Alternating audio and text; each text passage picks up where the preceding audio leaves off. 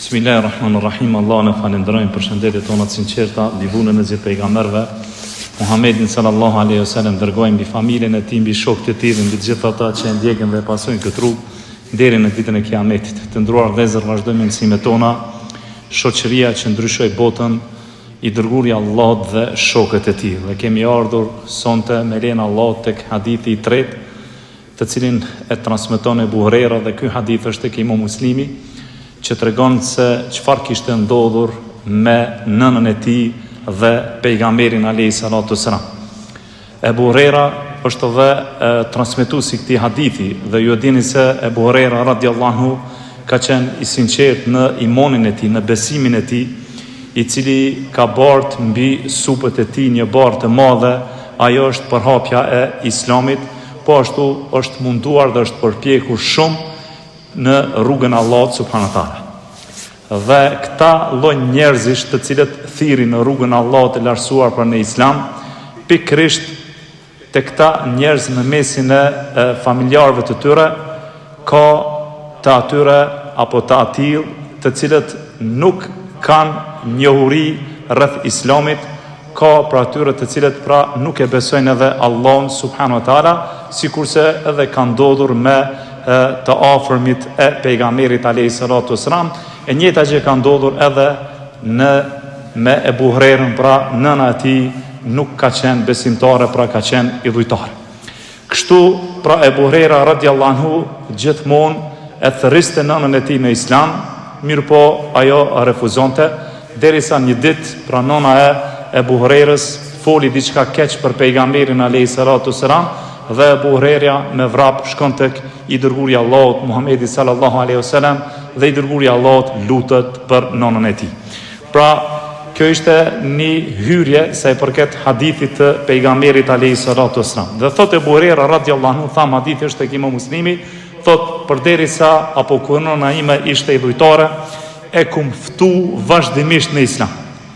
Dhe një ditë për ditëve, përderisa unë e thirrja në Islam, ajo mi tha disa fjalë të rënda për pejgamberin alayhi salatu wasalam.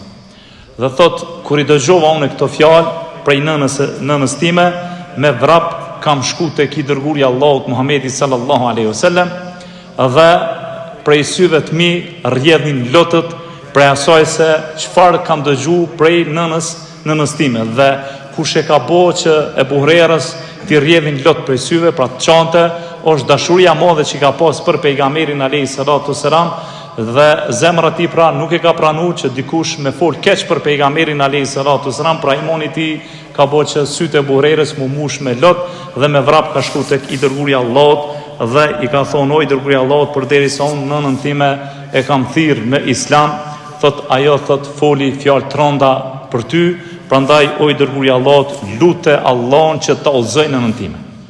Dhe pejgamberi alayhi salatu wasalam tha, o Allah, udhëzoje nënën e Ebu Hurajrës. Kur e dëgjova thot këtë fjalë nga i dërguari i Allahut, këtë lutje nga i dërguari i Allahut për nënën time, thot me vrap u ktheva tek nëna ime për t'i treguar se i dërguari i Allahut është lutur për ty. Dhe thot, përderisa u afrova tek dera e shtëpisë time, thot dëgjova një zhurmë. E dëgjova thot një zhurmë, dhe para kësaj thot nëna ime i dëgjoj hapat e mi, dhe tha, o Ebu Hurajra, prit pak. Dhe thot dëgjova zhurmën e ujit dhe e vrejta, dhe e kuptova se nëna ime pastroi dhe lahej. Dhe pastaj thot ajo, në momentin kur është lahur pastru, e ka vesh këmishën e vet, pastaj thot ka vendosur mbi supët e saj thot mbulesën, dhe e qeli derën, dhe më tha, mu drejtu duke më thonë, o Ebu Hurajra, dëshmoj se nuk meriton askush të adhurohet me merit pas Allahut, dhe se Muhamedi është rob dhe i dërguari i tij.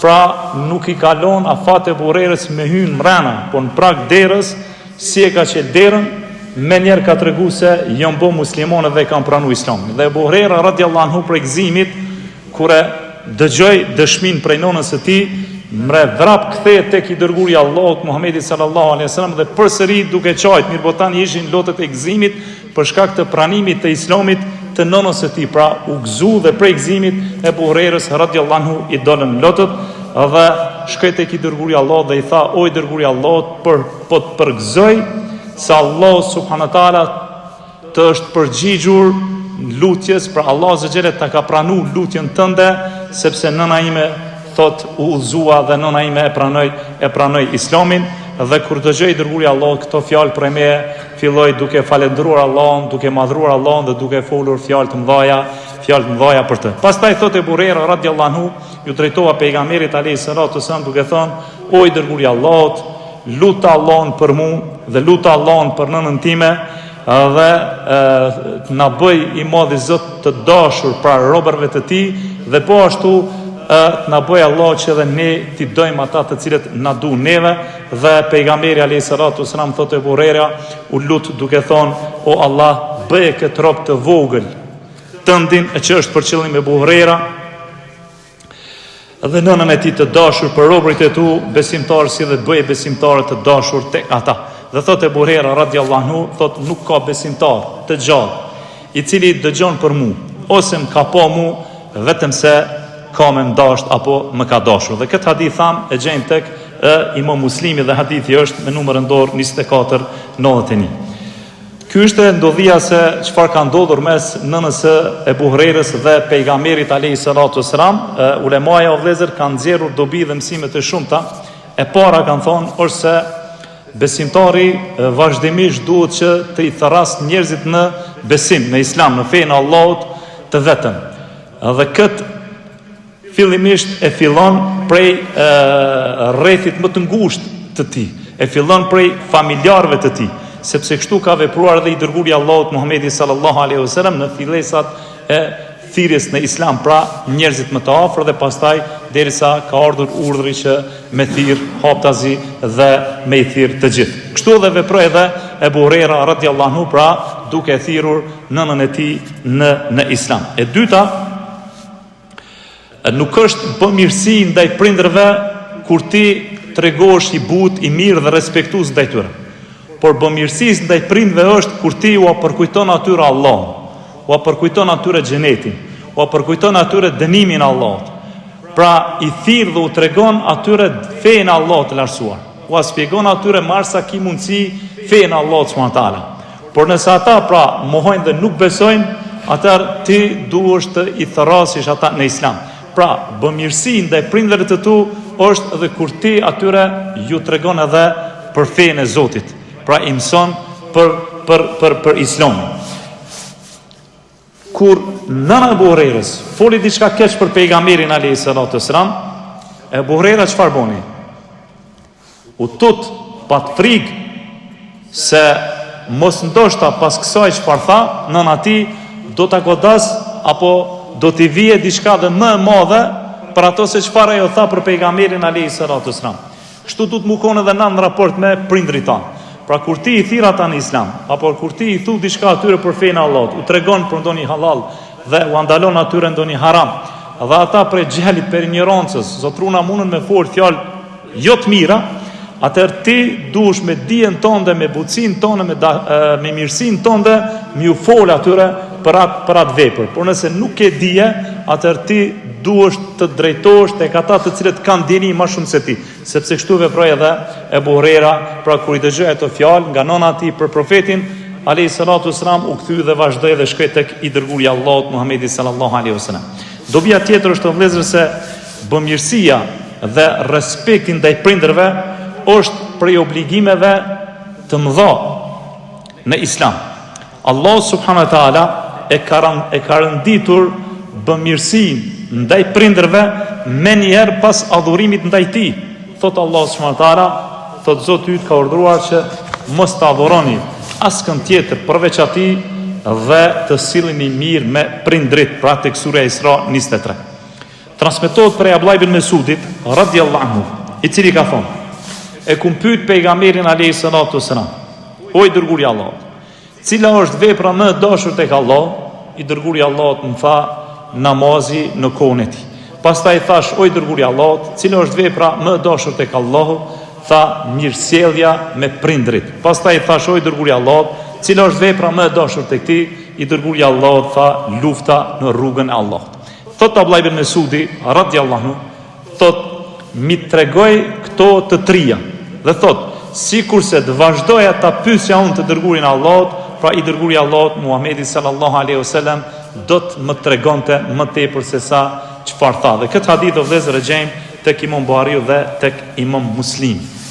Po ashtu kemi një hadith tjetër që e transmeton Ebu Hurajra dhe është tek Imam Buhariu dhe Imam Muslimi se pejgamberi alayhi salatu wasalam ka thënë: qoftë i nënshmuar, pastaj qoftë i nënshmuar, pastaj qoftë i nënshmuar. Pra i dërguri Allahut e përsëriti 3 herë. Dhe dikush prej të pranishme i tha: o i dërguri Allahut, kush është i nënshmuari? Pejgamberi alayhi salatu wasalam tha: ai që e arrin pleqërinë e njerit ose 2 prej prindërve dhe nuk e fiton xhenetin. Ky hadith është tek Imam Muslimi me numër rëndor 259 dhe tek Imam Buhariu 2654. Transmetohet po ashtu vëllezër prej Ebu Bekrete radhiyallahu anhu, i cili thot: e kam pyet apo na pyeti i dërguri Allahut 3 herë: a doni t'ju tregoj për mëkatet apo për mëkatin më të madh? Dhe këtë përsëriti 3 herë. Dhe kur i dërguri Allahut përsërit një gjë të tillë më shumë se një herë, kjo tregon për rrezikun e madh që ka ai mëkat, apo ajo vepër, apo ajo fjalë. Dhe pastaj i tham: po si o i dërguri Allahut? Dhe pejgamberi alayhi salatu wasalam tha: me i bo shirk Allahut, pastaj tha: mos respektimi i prindërve.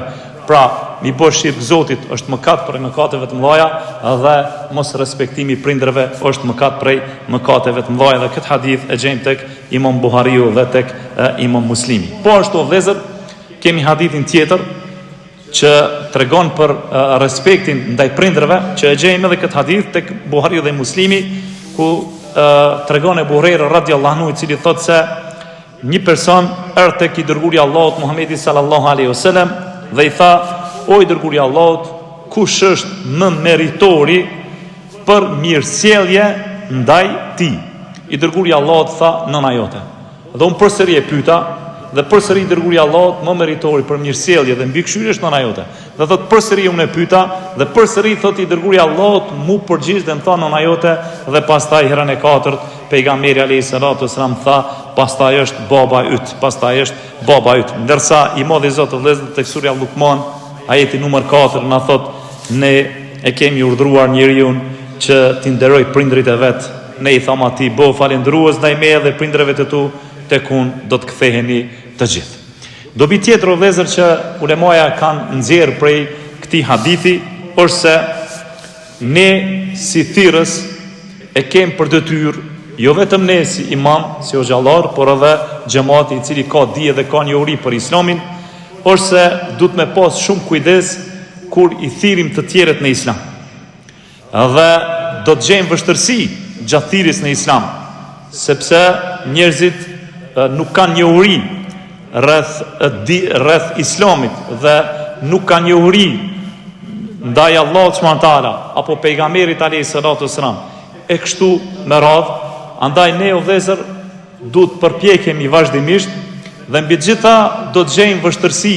Mirë po vështirësia kalohet o vëllezër me mbështetjen e Allahut e lartësuar dhe gjithmonë dhe gjithherë duke lutur Allahun subhanahu taala të na forcoj, na jep dijet, na jep sabër, dhe në anën tjetër duke lutur Allahun e lartësuar që ata njerëz, ndoshta mund të jenë edhe njerëz familjes tonë të afërmit e tu, që me lut Allahun subhanahu taala që ai pra me i udhëzu dhe me i drejtu në Islam.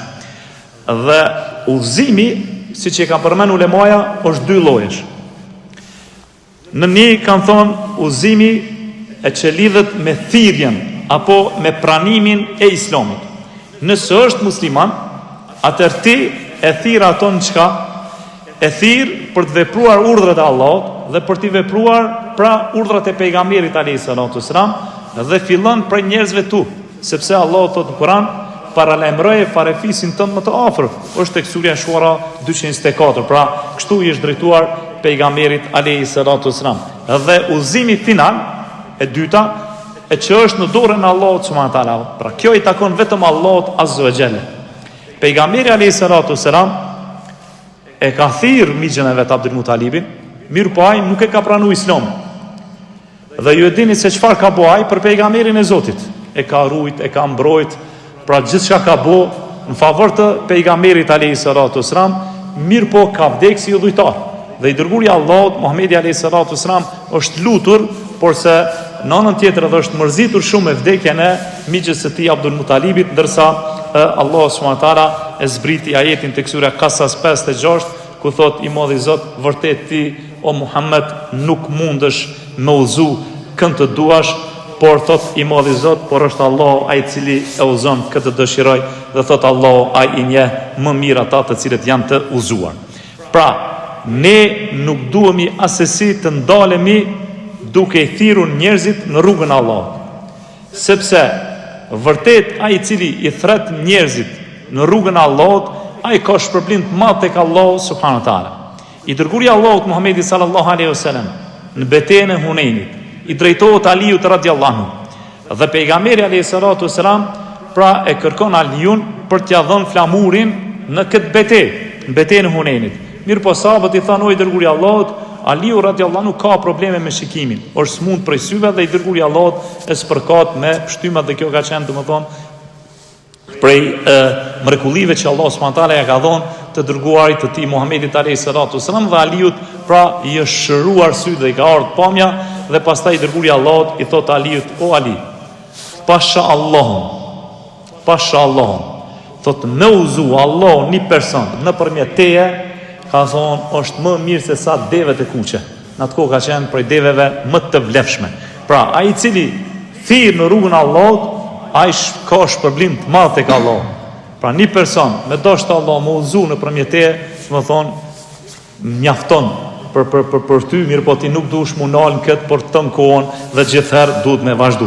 Dobi tjetër është vëllezër, është edhe rëndësia duas, edhe rëndësia lutjes. Duaja ka vlerë të madhe në Islam, sepse është ajka e adhurimit. Pra është ajka e adhurimit. Shembull e kemi të dërguarin e Allahut Muhammedin alayhi salatu wasalam. Shkoi Abu Huraira dhe çfarë i tha? O i dërguari i Allahut, lut Allahun që të më udhëzon nënën time, dhe pejgamberi sa mu lut, dhe ju dini se lutjet e pejgamberit alayhi salatu wasalam janë të pranuara tek Allahu.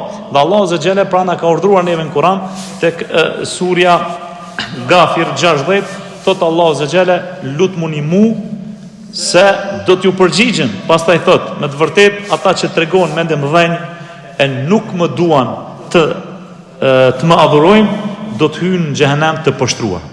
Andaj o vëllezër, dini, mos lutja ndaj Allahut është mos adhurimi ndaj tij. Mos lutja ndaj Allahut është mos adhurimi ndaj tij. Prandaj, cila është arma më e fortë e besimtarit?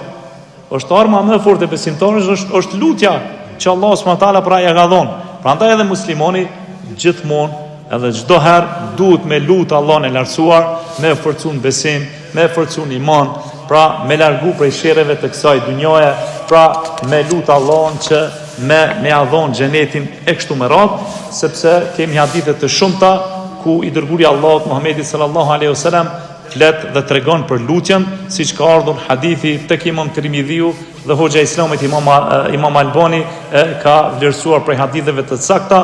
Numan ibn Beshir radhiyallahu anhu tregon, i cili thotë se e kam dëgjuar pejgamberin alayhi salatu wasalam duke thonë se lutja është vet adhurimi.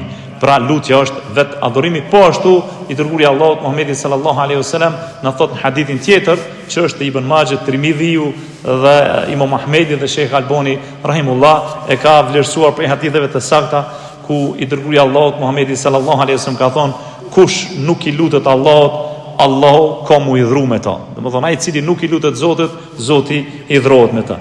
Dobi tjetër o vëllezër që përfitohet nga hadithi apo ndodhia e nënës e Abu Hurajres me pejgamberin alayhi salatu wasalam, është se lejohet mi thon dikujt i cili ka dije më shumë, është më i devotshëm se ti, më thon lut Allahun për mua, më forcum besim, apo me malecu gjendjen apo jetesën time, mirë po insani nuk duhet tash me mbështet në lutjen e tij, mirë po ai duhet mi marrë edhe vetë sebebet, pra duhet mu drejtu në rrugën e Allahut subhanahu wa taala dhe duhet gjithmonë dhe gjithherë me kon pra në në atë se çfarë ka urdhëruar Allahu dhe çfarë ka urdhëruar pejgamberi alayhi salatu wasalam. Dobi tjetër është o vëllezër se ai i cili e pranon Islamin duhet mu la dhe mu pastru, sikur se veproi edhe nona e Ebu Hurerës. Pra Ebu Hurera kur erdhi me përgëzu për duan e pejgamberit, pra e gjeti duke u pastru nonën e tij. Nëse i kthemi pra historisë e pejgamberit alayhis salatu wassalam, gjejmë se kjo është edhe prej asaj çfarë kërkohet për atë person i cili e pranon Islamin, pra duhet të lahet dhe duhet të pastrohet. Dobia tjetër është vëllezër se nuk bën me hyrë në shtëpi pa marr izën, pa marr leje, pa trokit, edhe nëse është shtëpia jote. Pra Ebu Hurera doshte me një shtëpi vet, mirë po trokiti, domethënë nuk hini në shtëpi vet pa lejen e nonës vet. Dhe kët kemi argument. Thot Allah subhanahu taala tek Surja Nur 28, thot mos hyni derisa mos hyni derisa të ju lejohet. Domethënë derisa të mirni leje ju. Ka ardhur në hadithin e pejgamberit alayhis salatu wassalam prej Ebu Said al-Khudriut radhiyallahu anhu, dhe hadithi është i saktë tek Imam Buhari dhe Imam Muslimi, ku thot pejgamberi alayhis salatu wassalam, nëse dikush për juve kërkon leje 3 herë dhe nuk i përgjigjeni për me hyrë në shtëpi, thot atëherë thot ktheuni. Le të kthehet. Që do të thotë se nuk bën ti me në shtëpinë e dikujt pa marrë izën dhe pa marrë leje prej tij. Por se duhet me trokit 1 herë, 2 herë, herën e tretë nëse nuk përgjigjet, atëherë ktheu dhe mos u fut pra me zor në shtëpinë e tij. Pastaj kemi edhe një hadith tjetër të pejgamberit alayhis salatu wasallam, edhe ky hadith është tek Imam Buhari dhe tek Imam Muslimi, që Sahl ibn Sa'di radhiyallahu anhu thot se një herë i dërguari i Allahut Muhamedi sallallahu alaihi wasallam e ka zonë një person duke kthyer shtëpinë e të dërguarit të Allahut nëpërmjet një vrime.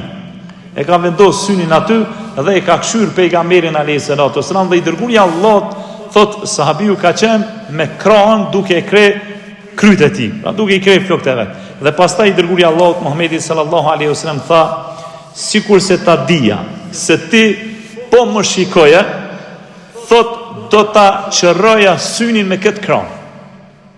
Domethënë me këshyr më shef dhe me këshyr pa leje. Dhe mu për këtë gjest, thot pejgamberi alayhis salatu wassalam, është vendosur kërkimi i lejes për shkak kujna, për shkak të shikimit. Pra nuk bën ti vëlla me këshyr në shtëpinë e huaj, edhe nuk bën ti me u fut në shtëpi, jo vetëm tuaj, po as tonën pa marrë leje prej njerëzve, se Allah alem në çfarë gjendje janë, domethënë njerëz të familjes sate në shtëpinë tonë. Dobia tjetër është vëllezër se është prej shenjave të mirësisë, është me përgëzu dikën nëse atij i ka ndodhur diçka e mirë, me shku dhe me përgëzu, me uru, me thonë alhamdulillah që Allah ta ka dhënë ty këtë mirësi, ka veçuar ty prej të tjerëve, e kështu me radhë, që me ja përkujtu atina që e me falendru Allah subhanahu taala. Po ashtu vëllezër, prej dobive tjera është falenderimi ndaj Allahut subhanahu taala, kur ai të begaton me diçka ose ta jep ndonjë dhuratë ty, duhet me falendru Allahun azza xal. Sepse Allahu ka dashur ta ka dhënë ty këtë mirësi, andaj ti duhesh me falendru Allahun e lartësuar. Dhe nuk ka falendrim më të madh se sa me thon elhamdulillah. Falendrimi i takon Allahut të lartësuar, siç ka ardhur hadithi i saktë prej Suhebit, i cili thotë se i dërguari i Allahut Muhamedi sallallahu alaihi wasallam ka thonë, dhe ky hadith është tek Imam Buhari dhe tek Imam Muslimi, thotë sa e çuditshme që është çështja besimtarit. Gjithçka që godet besimtarin është në të mirën e tij dhe është në favorin e tij. Dhe kjo nuk është për askën tjetër pos për besimtarin. Thotë kur besimtarin e kaplon një begati që Allah e ka dhënë, ai e falendron Allahun e lartësuar. Gjë që për to është e mirë, ajo e mirë ja ka dhënë Zoti, ky e falendron Allahun. Po thot nëse e godet ato ndonjë vështirësi, ai duron. Edhe kjo thot pejgamberi alayhis salatu wassalam është në të mirën e tij. Pra, të dërguarit të Allahut, Muhamedit alayhis salatu wassalam, kur i ka ardhur ndonjë e mirë, çfarë ka thonë? Falënderimi i takon Allahut që me dhuntinë e tij plotësohen të mirat. Por në anën tjetër, kur pejgamberi alayhis salatu wassalam i ka arritur ndonjë e keqe, përsëri i ka falendëruar Allahun. Dhe çfarë ka thonë? Falënderimi i takon Allahut në çfarëdo gjendje. Pra muslimoni pa marrë parasysh gjendjen e tij çfarë ka, gjithmonë dhe çdo herë duhet me falendëruar Allahun. Qoftë kur Allah jep diçka të mirë, apo qoftë edhe kur e godet me diçka që nuk është ai i kënaqur. Dobia tjetër e parafundit është të vëllezër se prej shenjave të besimit, prej shenjave të imanit është se duhet me dashur Ebu Hurerën radhiyallahu anhu. Duhet me mbrojtë Ebu Hurerën kur flitet keq për të, kur nënçmohet, kur fyet dhe kur shahet. Pse? Se në këtë rast nuk është qëllimi i sharjes dhe fyrjes së Ebu Hurerës, por është qëllimi i sharjes, fyrjes dhe tavjes së Islamit. Kur dihet se Ebu Hurera është transmetuesi më i madh i haditheve të pejgamberit alayhis salam. Për atë ishe pra shijat e shohin Ebu Hurerën. Por se qëllimi i tyre nuk është Ebu Hurera, qëllimi i tyre është Islami. Pra ata dëshirojnë me shoh Islamin. Andaj, ai i cili flet keq kundër Ebu Hurerës, ai i cili e shoh Ebu Hurerën, dini se jeta e tij është në rrezik. Jeta e tij është në rrezik mes kufrit edhe mes Islamit. Prandaj ata cilët, domethënë, i nje apo në prezencë tonë folin ishte të tillë, pra ti dush më të rrek vrejtjen, dush mi tregu se kush ka qenë Ebu Hurera, me tregu se çfarë vlerë dhe mirësi dhe fadileti ka Ebu Hurera dhe çfarë ka thonë i dërguari Allahut Muhamedi sallallahu alaihi wasallam për të. Prandaj dashuria ndaj Ebu Hurerës është si rezultat i kujt i lutjes së pejgamberit për të, sepse çfarë tha Ebu Hurera? I thash o i dërguari Allahut, luta Allahun që robërit e tij të më dojnë mua edhe të dojnë nënën time, dhe luta Allahun që unë mi dasht ata që ndojnë mua. Mi dasht ata të cilët ndojnë mua. Prandaj, dobia funit që e kam përmend ulemaja vëllezër është se njeriu në këtë dynjë duhet pas ditunis, duhet me pas sabër të madh. Sepse ai sprovohet. Sepse ai linçohet. Dhe në shumicën e rasteve ndodhet të linçohet dhe të sprovohet për njerëzit familjes tij, sepse ata janë larg fesë Zotit. Dhe ti kur shkon me Islam, kur i thirr ata në Islam, kur i thirr ata në namaz, në sunet, ata nuk kanë dije, dhe ata bën armiqtë tu. Ata bën edhe armiqtë ti, armiqtë ton. Dhe pastaj presioni tash është mbi ty. Mirpo ti duhesh me u tregu shumë i matun kanë shitimve. Maturia jote edhe vepra jote ka shitynve është si rezultat i mësimit ton, leximit ton, dijes tonde.